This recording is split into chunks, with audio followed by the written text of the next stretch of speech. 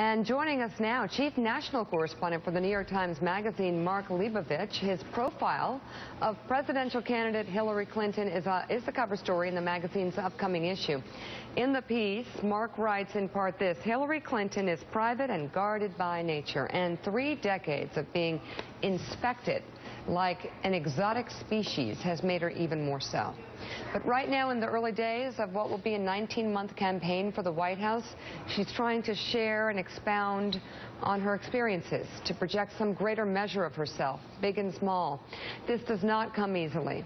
She has resided at the center of so many scandals, psychodramas, and culture wars that it's hard to even keep track of them all, let alone know what the person within that bubble of attention is actually like. And Mike Barnicle, I think that actually must make it extremely difficult for her to find that sort of sweet spot where she can be comfortable and forthcoming and like block out what everyone's thinking. Does that make sense? Well, yeah, it makes sense. I mean, you know, let me know when that occurs, because we've been watching it for 30 years and it hasn't yet occurred. We had, Mark, a clip just a few moments ago of Donald Trump speaking to Katie Tur of NBC. One of Donald Trump's assets, I would venture to proclaim, in his candidacy, no matter what you think of where he comes from ideologically, is access to him. Mm-hmm. You can get to him, you can ask him anything, he will answer anything.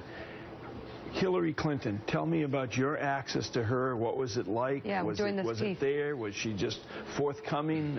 It was there and it wasn't there. It was quite an adventure in many ways, and that the protectiveness that has come to mark her public career was obviously very much on display in my dealings with them. But what I was trying to do in this story was to sort of take the measure of this campaign in this very, very early stage and get a sense of what we might see differently, whether this is a different version than we've seen in the past. And essentially, at the very, very early stage, they're running this like an incumbent campaign. I mean, that's absolutely true. And there were noises that Hillary was making last year about, you know, I'm going to actually let her rip this time. I mean, when she was promoting her book last year, she was saying, I'm sick of choosing my words carefully. I mean, I think Americans are past that. They're waiting. They're ready for a sort of a straighter brand of politics.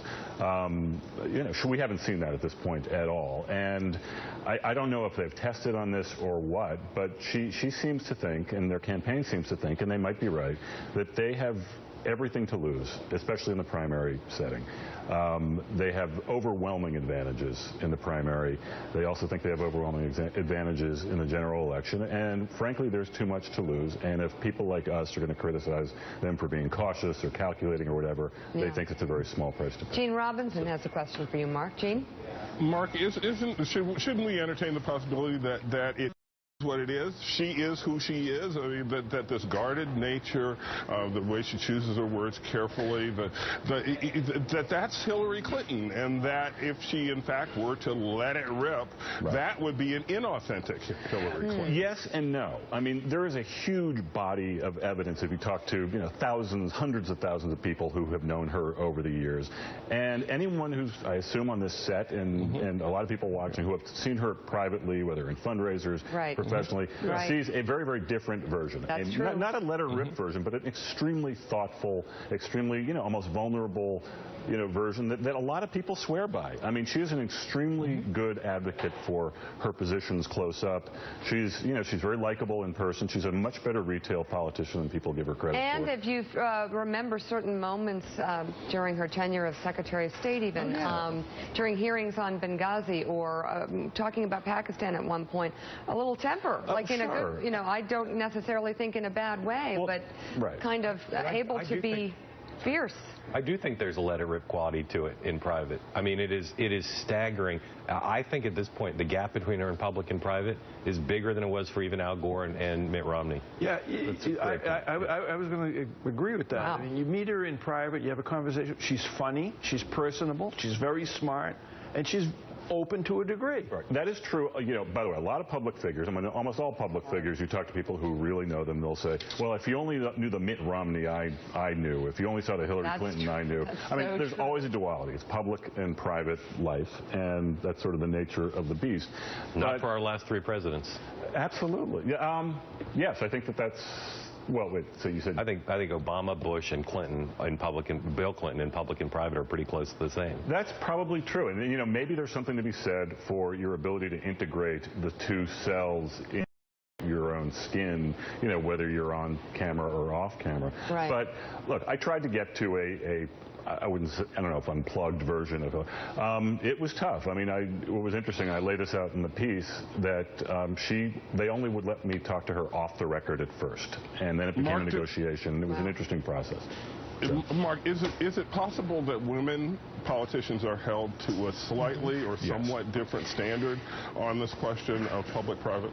Yeah, and I would say this. I mean, there is this weird and sort of annoying fetish in American politics towards, like, the Donald Trump, Chris Christie. You know, they're going to tell it like it is. Everyone else is dishonest, and because they give the illusion of being straightforward and blunt, you know, we're going to, like, anoint them the last honest man. I mean, I'm sure the Clinton campaign has tested on it's probably a very different thing for a woman to try that. I'm not sure. Think about, like, Carly Fiorina, Elizabeth Warren, major kind of ability to just kind of go there without a lot of worry about being.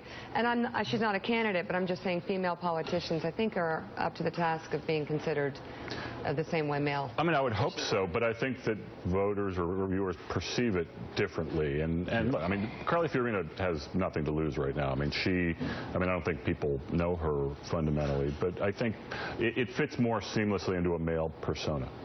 Mark Leibovich, thank you very much. We're going to have to read about this adventure in the cover story of this Sunday's New York Times Magazine. Thank you very much.